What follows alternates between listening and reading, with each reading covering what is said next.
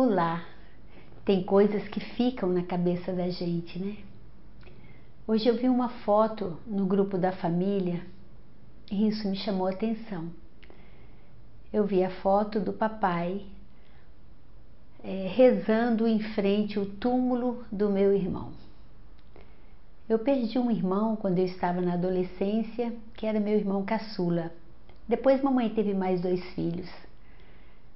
E eu fiquei olhando para aquele senhor de 89 anos, ali, rezando e fazendo orações para aquele filho.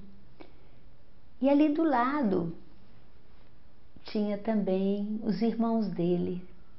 Todos os irmãos dele já foram embora. E eu fiquei pensando na finitude da vida. Às vezes a gente resiste muito para falar da morte. E a única certeza que nós temos é que esse tempo aqui ele é limitado. Ninguém veio para ficar, não é verdade? Mas é interessante que na vida a gente morre e renasce várias vezes. A gente morre quando morre alguém da nossa família, tem uma parte da gente que morre. A gente morre quando um casamento é desfeito. A gente morre quando a gente perde uma expectativa ou um sonho, ele é destruído. A gente vai morrendo e renascendo. Mas quando chega a morte de verdade de alguém que a gente ama, a gente não está pronto para aceitar, não é verdade? Algumas pessoas parece que elas morrem em vida. Outras pessoas vivem, parece que estão morrendo a cada dia e não ressuscitam. Aquelas que vão perdendo a alegria de viver, aquelas que vão ficando fragilizadas, desencorajadas. Outras morrem enquanto vivem. E quando eu vejo, por exemplo, pessoas que são tomadas por doenças mentais ou caso de Alzheimer, como minha mamãe. Eu me lembro uma vez que eu fui visitar a mamãe, eu vou todo mês, e ela ainda estava andando com dificuldade. Não falava, já tinha perdido a voz. E eu fiquei pensando, será que essa é a última vez que eu estou vendo a minha mãe? Eu olhei para o meu pai e fiquei pensando, qual será que vai primeiro? Ou será que sou eu que vou primeiro? E é tão interessante porque, por mais que a vida nos prepare para o sofrimento, a gente não quer acreditar que vai chegar uma hora do adeus final, que já foi. E a gente parece que não esquece, como meu pai não se esqueceu de estar indo lá no cemitério para poder fazer oração para os entes queridos. No dia 2 de novembro, que a gente comemora o Dia dos Mortos, é um dia que daqui a um tempo nós seremos homenageados também. Todos sabemos disso. E às vezes nós ficamos pensando também o que seria se a morte não existisse. A vida não teria graça. Porque é quando a gente pensa que esse tempo aqui é limitado, que a gente tem vontade de deixar a nossa marca, que a gente tem vontade de amar, que a gente tem vontade de trabalhar, de realizar algo.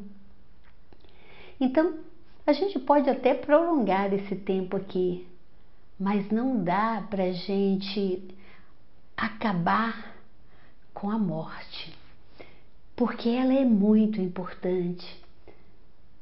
Quando a gente está refletindo, como eu estou refletindo com vocês agora, sobre as pessoas que já foram, sobre a tristeza que é um pai chorar no túmulo de um filho, porque parece que pela lógica os pais têm que ir primeiro, não é verdade? E nem sempre é assim.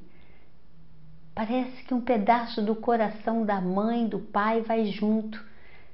Pra gente que é irmão não é fácil, não é verdade? Mas o que tem de positivo nisso?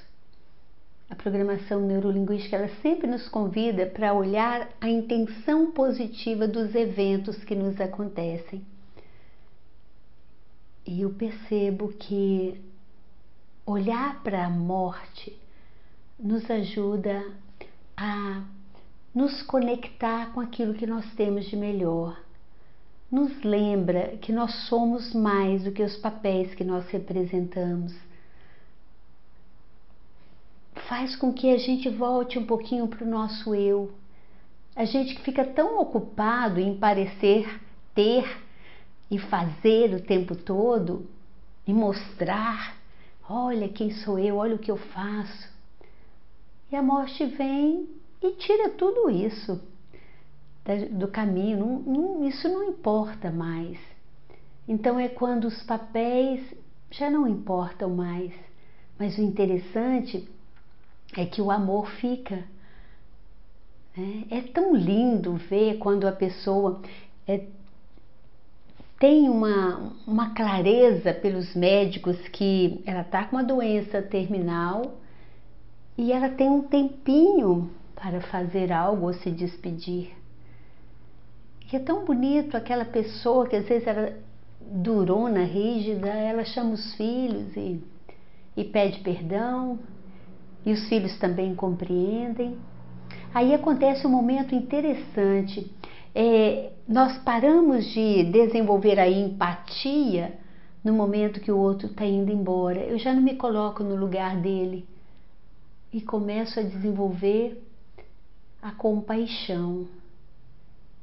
Uma vez eu li isso em algum lugar, a compaixão é quando o sofrimento se encontra com o amor. Então, eu vejo o sofrimento de quem está indo, mas ao mesmo tempo, às vezes eu penso que até o meu sofrimento é maior. É mais ou menos assim como eu, essa pessoa também está passando por muita coisa na vida e eu também estou passando, assim como eu, ela está indo, mas eu também vou um dia. E parece que existe ali uma conexão mais espiritual. Eu que já tenho muito tempo de juventude acumulada, eu já vi muita gente indo embora. Eu dou graças a Deus que meus pais ainda estão aí. E por mais que o Alzheimer, ele desconecta a pessoa da gente, a vida também ainda está ali. A impressão que a gente tem que as doenças, quando elas são na cabeça, né, da psique, elas são menos fáceis da gente aceitar, de entender. Porque você olha para a pessoa e fala, não, fisicamente ela está bem, mas olha, ela não lembra mais nada, ela já não fala, ela desconectou. Então, é menos fácil, né?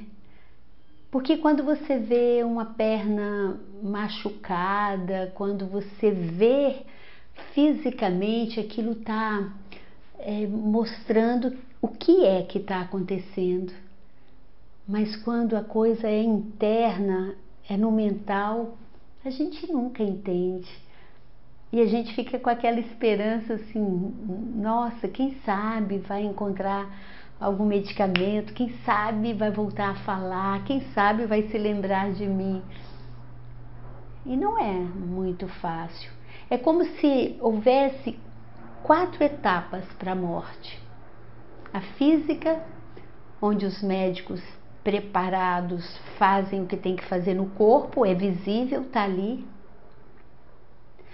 A morte psicológica, que eu penso que é muito menos fácil, é quando a mente já não se conecta, é quando os neurônios vão morrendo. A morte social é quando aquela pessoa, a gente passa a ver ela na família como o doente da família, a pessoa que tem uma demanda de atenção. É quando a família se une, é quando a família cresce espiritualmente com isso. E a morte espiritual. A morte espiritual é quando a gente entende que é necessário acreditar em algo além do que está aqui. É quando a gente começa a pensar qual é o significado e o propósito da vida. E quando a gente traz o espiritual para o nosso aqui e agora, parece que tudo mais fica mais fácil. Quando eu olho para a vida com um olhar mais espiritual, quando eu procuro buscar um significado naquilo que eu faço, quando eu procuro encontrar um propósito de vida, isso pode fazer com que, muitas vezes, o desespero de perder alguém ou o desespero de ir embora seja mais ameno, ou que talvez nem aconteça. Por quê? Porque a pessoa viveu uma vida com propósito. Pessoas que às vezes vêm nesse mundo para deixar a marca delas, como nós tivemos várias pessoas já, né? O próprio Ayrton Senna pode ser um exemplo, que foi embora tão jovem, mas deixou uma lição para todos nós. E às vezes você conhece outras pessoas assim. Eu conheci uma professora de biologia no interior de Minas, que ela guardava uma caveira humana. Eu não sei, que eu era criança ainda, se aquilo era de gesso ou se era de verdade. E ela já levou essa caveira para a sala de aula e ela falava assim: isso aqui fica na minha sala. Porque toda hora que eu passo diante dessa caveira, eu vou me lembrar que isso aí é meu futuro. Eu vou me lembrar que eu posso prestar mais atenção às coisas que eu estou dando importância. Eu vou olhar para isso pensando assim: a vida é rápida e eu preciso dar o meu melhor. Isso me marcou muito, porque na maioria das vezes a gente nem quer tocar nesse assunto, falar da morte, porque é um mistério a morte. Talvez você já viu teve um desenho que eu vi, um post que eu vi uma vez, que eu achei tão bonito, achei tão interessante, e esse post já é antigo. E eu vi no Instagram recentemente, 2 gêmeos no útero, e um falando para o outro: será que existe vida pós-nascimento?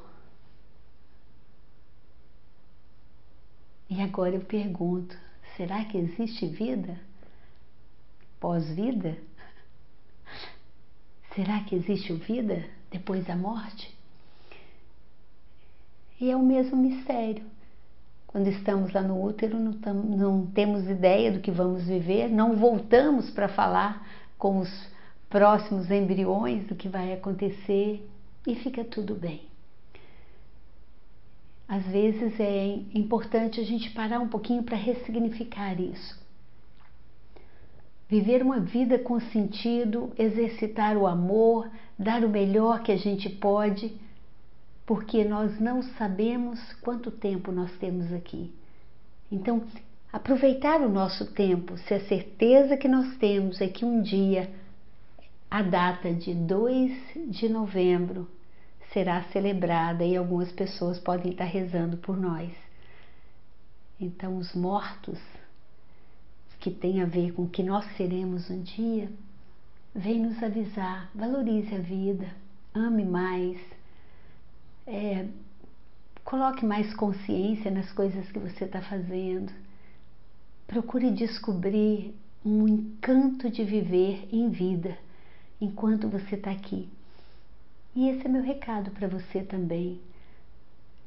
Hoje eu passei o dia refletindo sobre isso, pensando em quantas pessoas já foram.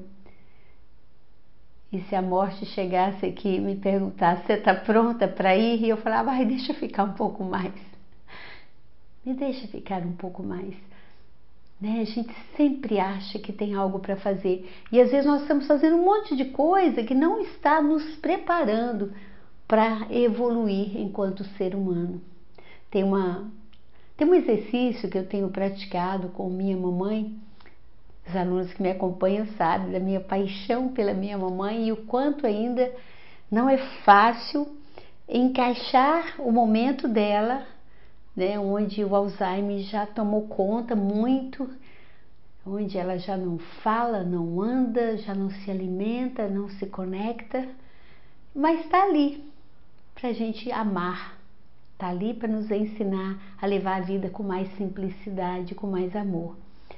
Tem um exercício que a gente aprende na programação neurolinguística que eu tenho usado muito com ela e me deu vontade de comentar com você que está aí me ouvindo.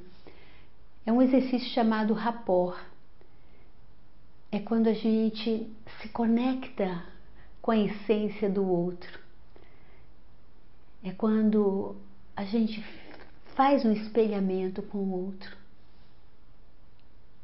Dessa vez mais recente que eu tive lá, teve um momento que a mamãe estava na cadeira de rodas e aí eu coloquei minha mão em cima da mão dela e aí depois ela começou a fazer assim na minha mão. Enquanto ela fazia assim, eu comecei a corresponder também fazendo assim. Teve uma hora que eu apertei um pouquinho a outra mão dela e ela apertou também. Então, se ela falasse, eu iria repetir as mesmas palavras com ela. E aquele momento de conexão parece que faz com que o outro sinta que ele não está sozinho. E talvez seja esse o papel mais importante. A gente aprender a fazer companhia, a gente aprender a acolher, a gente descansar um pouquinho o nosso coração nesse espaço quando a gente está com o outro, tirar aquela aflição que não dá, que eu tenho que fazer tanta coisa. Às vezes não tem mais o que fazer a não ser demonstrar esse amor, a não ser reacender dentro de nós toda a compaixão e todo o carinho. Esse pode ser uma forma da gente aprender a valorizar mais quem é tão importante para a gente, quem às vezes não se lembra da gente mais, mas a gente sabe o quanto essa pessoa foi importante e é valiosa para nós. Nós estamos aí passando por essa pandemia toda, o planeta inteiro. Acho que no Dia dos Mortos nunca teve uma comemoração com tanta gente, né, que foi embora e de uma forma repentina por causa do coronavírus. Então o recado que eu penso que esses que foram deixa pra gente é: desfrute mais da vida, faça valer cada minuto aí. E é mais ou menos assim, nós estamos aqui aguardando vocês, sem pressa. Então que a gente possa viver uma vida que vale e nos lembrar que esse tempo aqui é limitado. Todos os dias nós podemos fazer uma checagem, né? Se eu fosse embora hoje, o que eu vou levar na minha mochila de vida? Tem algum peso? Tem alguma mágoa? Tem algum ressentimento? Tem alguém para perdoar? Tem alguém que eu machuquei? É mais ou menos assim, a gente deve fazer de tudo para estar pronto, embora a gente ache que nunca está, para ir embora desse mundo. Um beijo carinhoso para você. Se faz sentido esse tipo de conversa, se te ajuda de alguma forma, dê um like aí nesse vídeo, assina o meu canal, porque dessa forma a gente vai estar mais conectado. YouTube vai entender que você também curte esse tipo de conteúdo, esse tipo de conversa. Um beijo bem carinhoso.